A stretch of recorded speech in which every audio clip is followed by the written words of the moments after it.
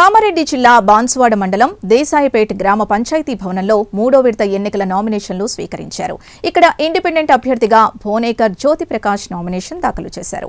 Banswada division వ్యాప్తంగా 168 గ్రామ పంచాయతీల్లో 1462 వార్డు స్థానాలకు నామినేషన్లు స్వీకరించనున్నారు.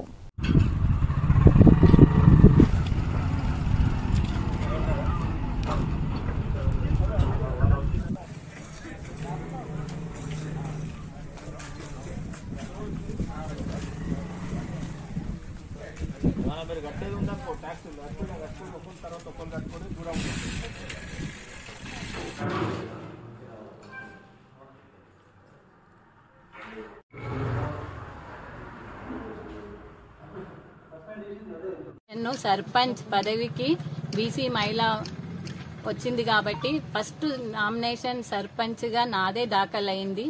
ముందంజలో నేనే ఉంటా అని ప్రజలందరి ఆశీర్వాదం నా ఎంట ఉంది అని కోరుకుంటూ సెలవు తీసుకుంటున్నాను.